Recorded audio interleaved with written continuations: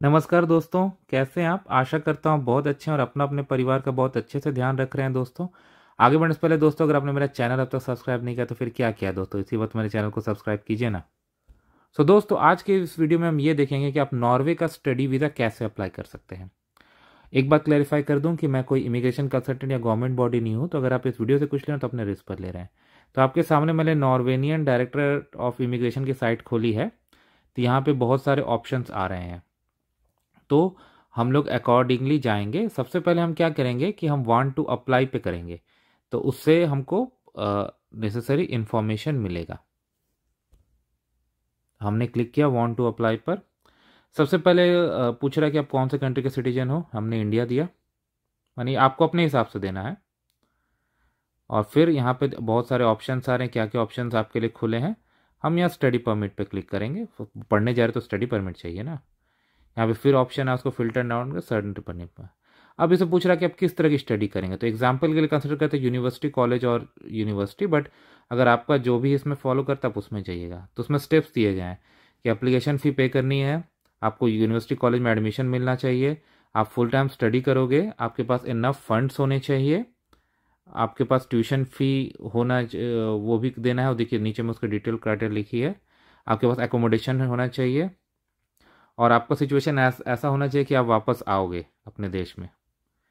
तो उन्होंने लिखा सर्कमस्टांस योर होम कंट्री, ऐसा करके लिखा हुआ उसने कि आप वापस आओगे। और जिस कॉलेज में करोगे ना प्लेस ऑफ स्टडी, वो इस लिस्ट पे होना चाहिए। Norwegian agency of quality assurance education list of approved accredited universities, तो उसमें होनी चाहिए कॉलेजेस ये जो है।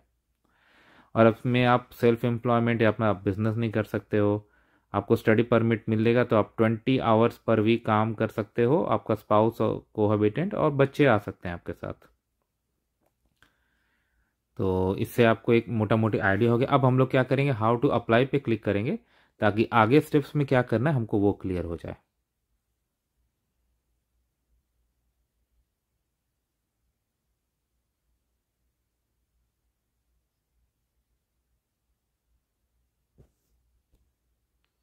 तो अब हमने हाउ टू अप्लाई पे क्लिक किया।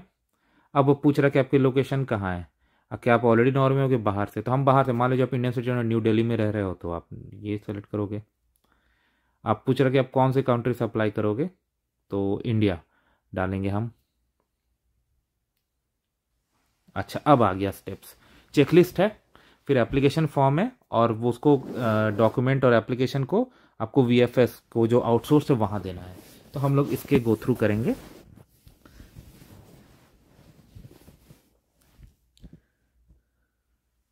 सबसे पहले चेकलिस्ट खोलते हैं दोस्तों।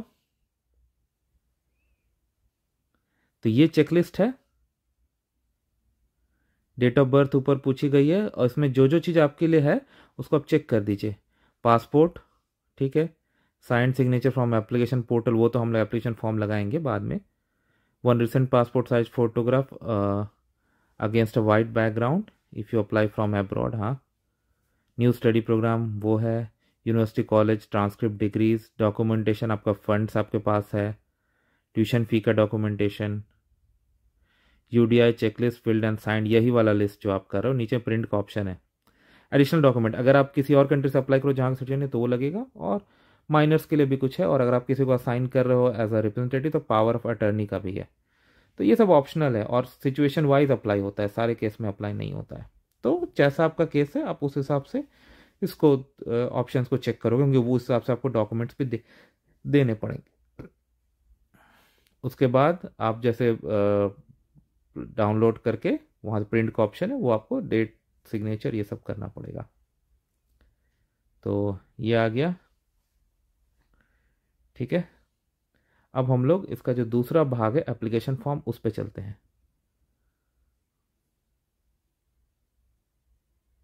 तो आपको इसमें पहले रजिस्टर करना होगा।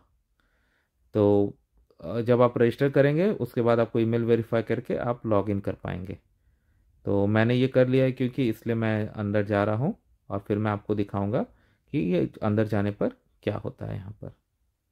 तो अंदर जाने पर देखिए ये आ गया, ठीक है। पहले कुछ पार्ट्स में आपको इन्फॉर्मेशन दी जाएगी, राइट्स रिस्पॉन्सिबिलिटीज टर्म्स कंडीशन ये सब दी जाएगी। उसके बाद फिर आपका एक्चुअल फॉर्म फिलअप आता है।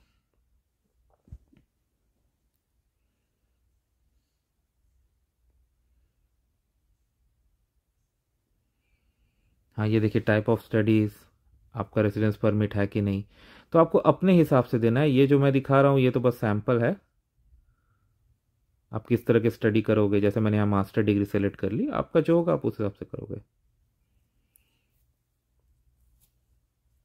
और बहुत केयरफुली दो इंटर करना दोस्तों, टाइपो वगैरह से बचना, क्योंकि लोगों से हो जाती है वो सब, बाद में वो स्ट्रगल करते हैं कि भाई इसको कैसे करेक्ट करें। तो पहले ही आप एक बार और वेरीफाई कर लो ताकि इस तरह की समस्या का आपको सामने उत्पन्न ना हो।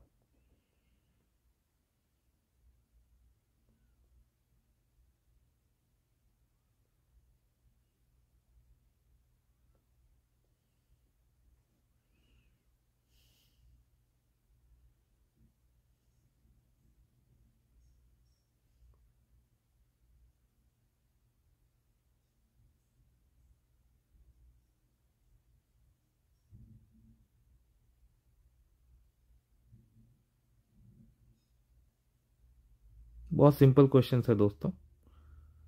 और ऊपर देखो टैब्स बनते जा रहे हैं, ये tab education, marital status, children, meeting point, document, education, सब कुछ है इसमें। तो कॉन्टैक्टर वाला तो सिंपल है, ठीक है। लास्ट में डॉक्यूमेंट्स भी उन्होंने बताया क्या क्या लगेगा आपको, समरी। यहाँ से आप फिलअप करके प्रिंट करके जाओगे। मीटिंग पॉइंट भी है, कहाँ से अप्लाई कर रहे हो, अंदर से या बाहर से, उस हिसाब से आपको फर्दर इंस्ट्रक्शंस भी दिए जाते हैं। एजुकेशन भी है, लैंग्वेज भी है, आप क्या बोलते हो। स्टडी प्लेस, आप कहाँ पढ़ने जाओगे, देखो एक आईडी मांगी गई है, ठीक है। तो ये जो लिस्ट हमने शुरू में देखा था चेकलिस्ट में, ऑर्गेनाइजेशन नंबर, वहाँ से आपको मिल जा सकता है।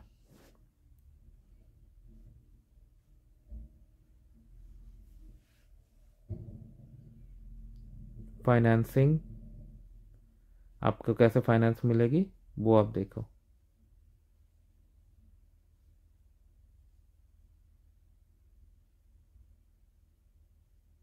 पासपोर्ट इंफॉर्मेशन आपकी, ट्रैवल आपकी,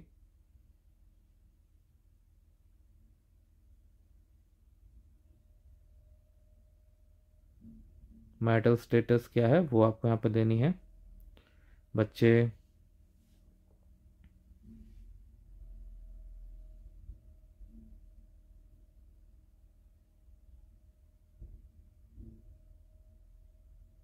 आपको सब अपने हिसाब से करने हैं, यहाँ पे आप करोगे।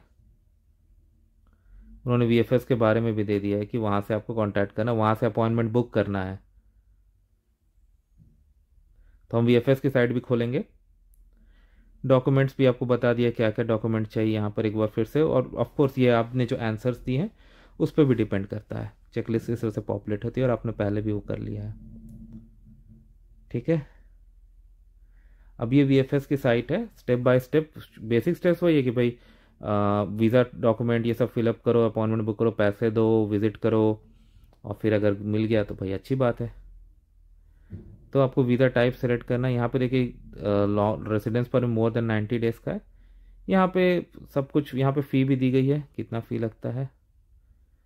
तो स्टडी के लिए वो देखिए work studies and AU pair, वहाँ पे दी गई, इतना नॉर्वेनियन करेंसी में आपको लगेगा आपके हिसाब से।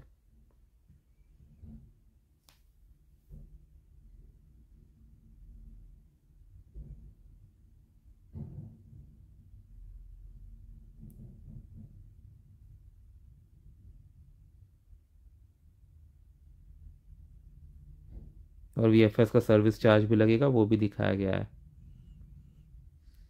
फ़ोटो स्पेसिफिकेशंस हमने देख ही ली है, और यहाँ पे इंफॉर्मेशन दी, आप यहाँ से भी देख सकते हो। प्रोसेसिंग टाइम भी दिया गया है कि प्रोसेसिंग टाइम का वहाँ पे लिंक है, वहाँ पे आप देख सकते हो। प्रोसेसिंग वेरी भी करता है, और आपके लोकेशन स्पेसिफिक भी ये कुछ कुछ चीज़ें होती है। तो आपको पूरा आइडिया मिल गया होना। देखिए वहाँ देखिए अपॉइंटमेंट बुक करने का फ़ोन नंबर भी दिया गया है, 94 समथिंग कर करके। तो इस तरह से यहाँ पर आप ये कर सकते हो। तो वीडियो देखने के धन्यवाद दोस्तों, चैनल को प्लीज़ सब्सक्राइब कर दीजिए। Thank you.